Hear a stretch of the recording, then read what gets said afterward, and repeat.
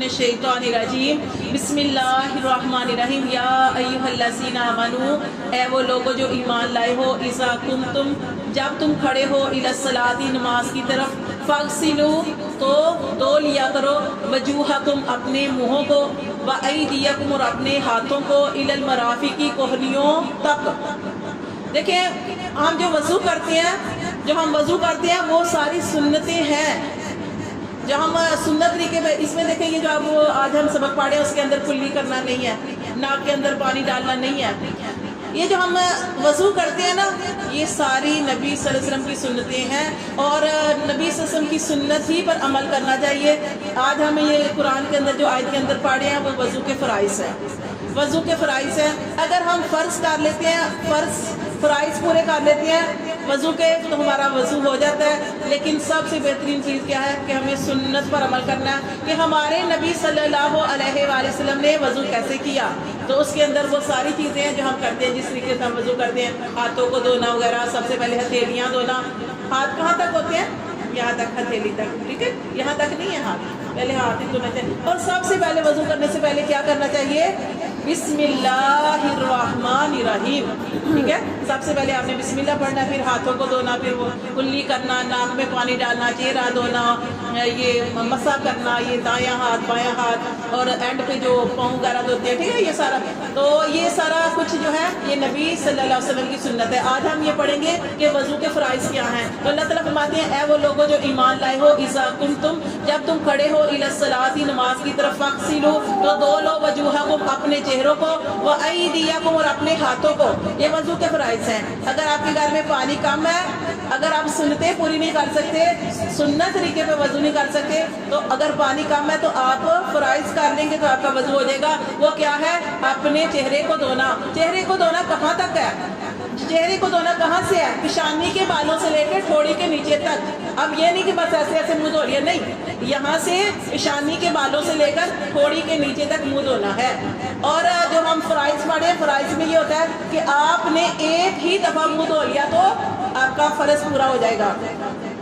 اور اسی طرح کیا ہے؟ وَأَيْدِيكُمْ، اور اپنے ہاتھوں کو دھونا، ٹھیک ہے، اپنے ہاتھوں کو دھونا۔ اچھا، ہاتھوں کو دھونا کہاں تک ہے؟ إِلَى الْمَرَافِقِ، کوہنیوں تک۔ اب کوہنیوں تک ہے، یہ نہیں کہ کوہنی نہیں دھونی، کوہنیوں سمیت دھونا ہے، پانی یہاں تک کوہنی تک بہانا ہے، ٹھیک ہے۔ پہلے کیا کرنا ہے؟ چہرہ دھونا ہے، پھر کیا کرنا ہے؟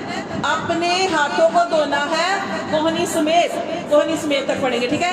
وَامْسَحُوا، اور مسح کرنا ہے بِرُؤُوسِكُمْ، اپنے سروں کا، اپنے سر کا مسح کرنا ہے۔ سر کا مسح کیسے کرتے ہیں؟ اپنی انگلیوں کو ملا کر یہاں سے ہی پیچھے لے جانا اور پیچھے سے پیچھے گدی تک لے جانا اور وہاں سے ہی واپس لے کے آنا ہے جہاں سے شروع کیا تھا، یہ مسح کرنا ہے، اور ساتھ میں وہ، ٹھیک ہے، جی وضو ضروری ہے۔ پھر اللہ تعالیٰ مسح کرنا، ٹھیک ہے، اور یہ کانوں کے اندر سے بھی، ٹھیک ہے۔ اور پھر اللہ فرماتے ہیں وَأَرْجُلَكُمْ، اور اپنے پاؤں دھونا إِلَى الْكَعْبَيْنِ، کہاں تک؟ ٹخنوں تک، اپنے پاؤں دھونا ٹخنوں تک، یہ وضو کے فرائض ہیں۔ سمجھ آ گئی ہے؟ وضو کے فرائض ہیں۔ پانی کم ہے، آپ فرض پورے کر لیں، آپ کا وضو ہو جائے گا، ٹھیک ہے۔ اگر پانی پورا ہے تو آپ سنت طریقے پر وضو کریں جیسے نبی صلی اللہ علیہ وسلم نے وضو کیا، ٹھیک ہے، اس کے اندر وہ ساری چیزیں آئیں گی، کلی کرنا، ناک صاف کرنا۔ اور ہاں، فرائض اور سنت میں کیا فرض ہے؟ فرض یہ ہے کہ آپ نے ایک ہی دفعہ یہ کرنا ہے۔ فرض میں اگر ایک ہی دفعہ چہرہ دھو لیا بس ہو گیا، ایک ہی دفعہ یہ ہاتھ۔ تو سنت کے اندر کیا ہے؟ سنت یہ ہے کہ آپ نے ہر عضو کو 3 دفعہ دھونا ہے، اپنے ہر اعضاء کو 3 دفعہ دھونا ہے، ہاتھ بھی 3 دفعہ دھونے ہیں، ٹھیک ہے۔ تو کلی بھی ایسے ہی کرنی ہے، ایسے ہی ناک میں پانی ڈالنا، ایسے ہی چہرہ 3 دفعہ دھونا، ٹھیک ہے، ہر عضو کو 3 مرتبہ دھونا، یہ کیا ہے؟ سنت ہے۔ اب اگر آپ نے 3 کی بجائے 4 دفعہ دھو دیا تو وہ اسراف میں آئے گا، وہ گناہ ہوتا ہے، ٹھیک ہے۔ آپ نے 3 سے 4تھی دفعہ دھویا تو وہ اسراف میں چلا جائے گا، وہ آپ کو گناہ ہوگا۔ نہیں چل، وہ تو اور چیز ہے، بھول جائے۔ اچھا، اب وضو کر رہے ہیں آپ، اب وضو کرتے ہوئے آپ نے اور چیز کا بھی خیال رکھنا ہے، اور وہ یہ ہے کہ جب آپ نے ایک عضو دھو لیا اپنا، اب دوسرا دھونا ہے۔ اب دوسرے کے درمیان یہ نہیں کہ آپ بیچ میں جو ہے کتنا ہی ٹائم لگا دیں، پھر نہیں، آپ جو کام کر رہے ہیں، وضو کر رہے ہیں تو اس کو خاموشی کے ساتھ وضو کریں، ٹھیک ہے۔ وضو کرنے کے بعد جو کوئی بات کرنی ہے آپ باہر آ کے بات کریں، ٹھیک ہے۔ تو اس طرح نہیں ہے کہ ایک آپ نے حصہ دھو لیا اپنا، اب دوسرا جو ہے اس کے درمیان اتنا فاصلہ کر دیا جائے، نہیں، فوراً جو ہے اپنے اعضاء کو اسی طریقے سے دھونا چاہیے. کیونکہ نبی صلی اللہ علیہ وسلم کی یہ حدیث جو ہے نا کہ اب دیکھیں کہ وضو اس کی بہت زیادہ فضیلت ہے. اگر آپ پڑھیں تو اس کی بہت زیادہ فضیلت ہے کہ نبی صلی اللہ علیہ وسلم نے فرمایا کہ میری امت کس وجہ سے پہچانی جائے گی کہ ان کے اعضاء قیامت والے دن روشن ہوں گے.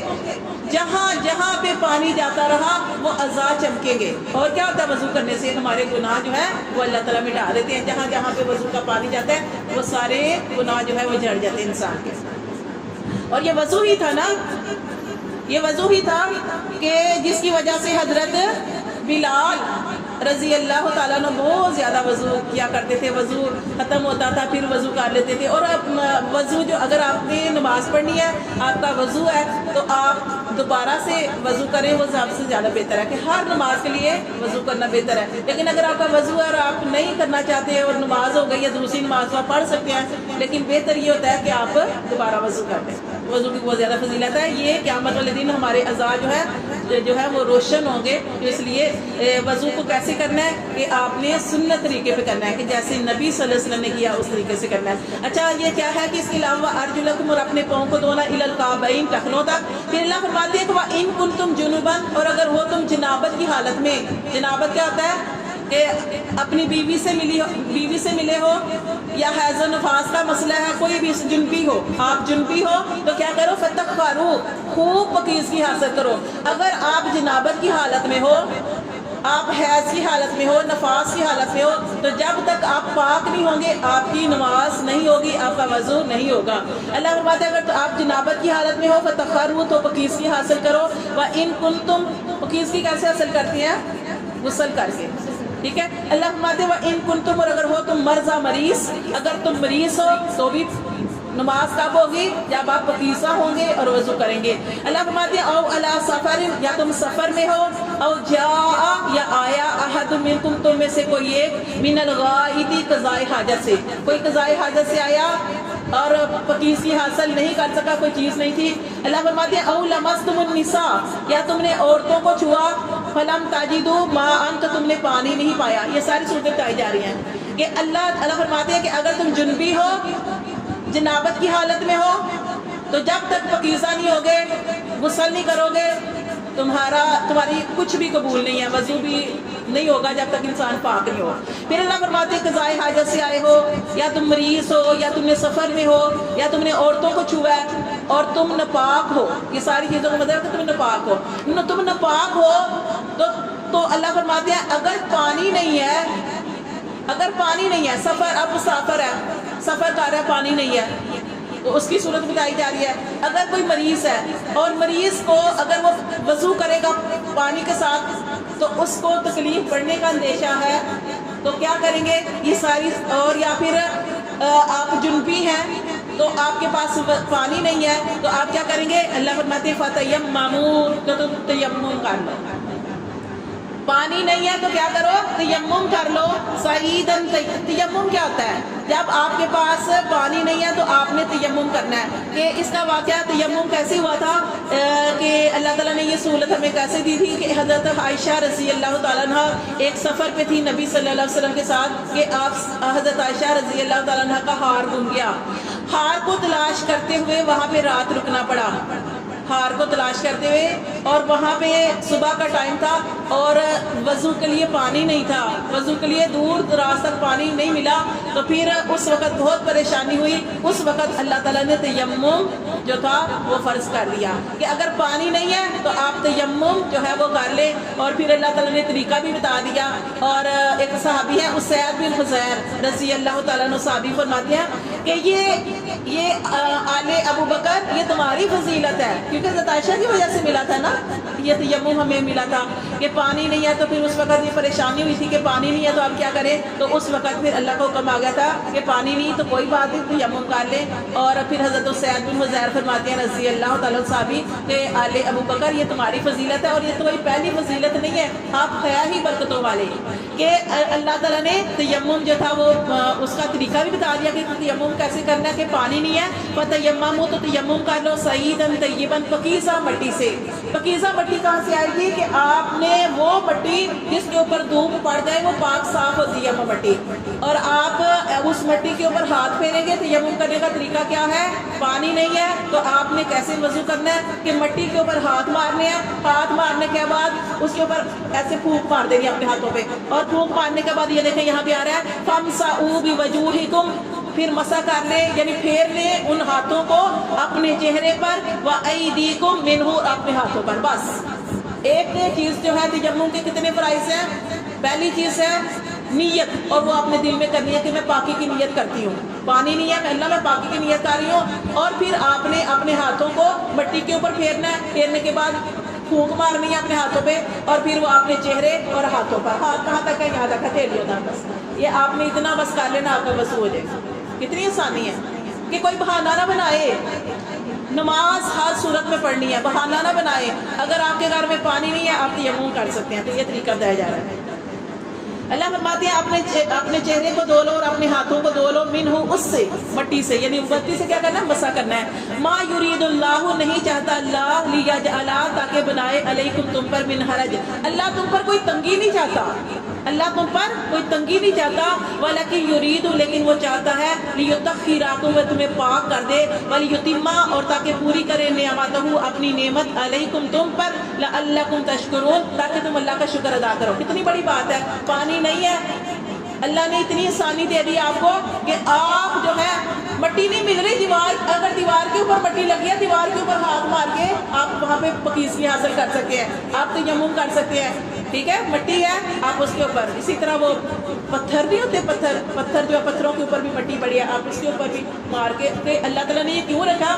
تاکہ آپ پاکیزگی حاصل کریں، تاکہ آپ بہانہ نہ بنائیں کہ ہمارے گھر میں پانی نہیں تھا، بلکہ آپ جو ہے پاکیزگی حاصل کریں اور نماز پڑھیں۔ اسی طرح ایک صحابی کا واقعہ میں نے آپ کو بتایا تھا کہ ایک صحابی تھے اور نبی صلی اللہ علیہ وسلم کے ساتھ جا رہے تھے سفر میں ایسے ہی، تو کیا ہوا کہ وہاں پہ آپ کو پتا ہے کہ جب لوگ یہ جنگ کے لیے نکلتے تھے، جہاد کے لیے نکلتے تھے، اپنی بیویوں کو بھی اپنے ساتھ لے کے نکلتے تھے، تاکہ بیویوں کو کئی صحابہ کرام اپنے ساتھ لے کے نکلتے تھے، ٹھیک ہے۔ تو اب کیا ہوا کہ ایک صحابی تھے، وہ اسی طرح جب سفر میں نکلے ہوئے تھے تو وہ جنبی ہو گئے، نپاکی کی حالت میں ہو گئے۔ اب نپاکی کی حالت ہی، اب وہ نماز کیسے پڑھ سکتے تھے جب تک وہ غسل نہ کرتے؟ تو اب کیا ہوا کہ وہ صحابی جو تھے نا، انہوں نے کیا کیا، تیمم کا حکم آ چکا تھا، انہوں نے کیا کیا کہ انہوں نے نا اپنا پورا جسم مٹی کے اوپر لوٹ پوٹ ہونے لگے تاکہ جسم، سارے جسم کے اوپر مٹی لگ جائے اور میں پاک ہو جاؤں۔ تو پھر انہوں نے جب وہ آئے نبی صلی اللہ علیہ وسلم سے اپنا واقعہ بیان کیا کہ اللہ کے رسول، میں جنبی تھا، نپاکی کی حالت میں تھا، اور میں نے اپنے جسم کو، پورے جسم کو مٹی کے اوپر مال لیا ہے تاکہ میں پاک ہو جاؤں۔ تو آپ سے سب نے فرمایا کہ تمہارے لیے یہی کافی تھا، اگر تم جنبی تھے، نپاک تھے، تمہارے لیے یہی کافی تھا۔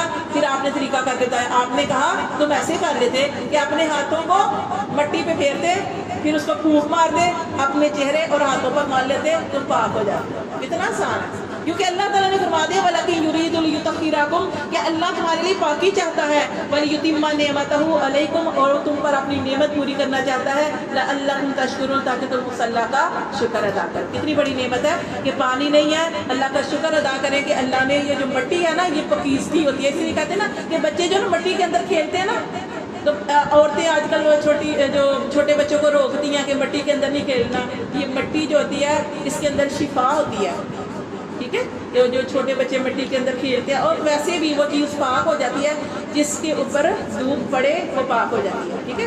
تو اس لیے مٹی جو ہوتی ہے وہ پاکیزگی ہے۔ آپ دیکھیں کہ پانی نہ ملے تو پہلے زمانے میں جو لوگ قضائے حاجت کے لیے جاتے تھے، جو گھر کے اندر واش روم نہیں ہوتے تھے، فلش وغیرہ نہیں ہوتے تھے، تو باہر جایا کرتے تھے، تو پاکیزگی کیسے حاصل کرتے تھے؟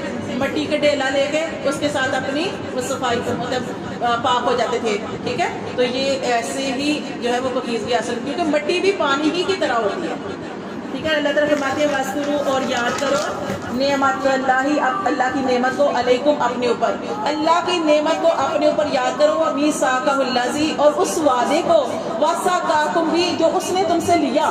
کون سا وعدہ؟ کہ جب ہم اس دنیا میں نہیں، ابھی ہم اس دنیا میں آئے بھی نہیں تھے، اور اللہ کے لیے دیکھیں اللہ تعالیٰ قرآن مجید میں فرماتے ہیں کہ ان اللہ علی کل شیء قدیر، اللہ ہر چیز پر قادر ہے۔ اللہ تعالیٰ نے کیا کہ اللہ تعالیٰ نے حضرت آدم علیہ السلام کی پشت سے نسل در نسل سب اولادوں کو جس نے قیامت تک پیدا ہونا ہے سب کو نکالا، ساری ذریت کو نکالا، پھر اللہ تعالیٰ نے سب سے ایک عہد لیا، الستُ بربکم، میں تمہارا رب نہیں ہوں؟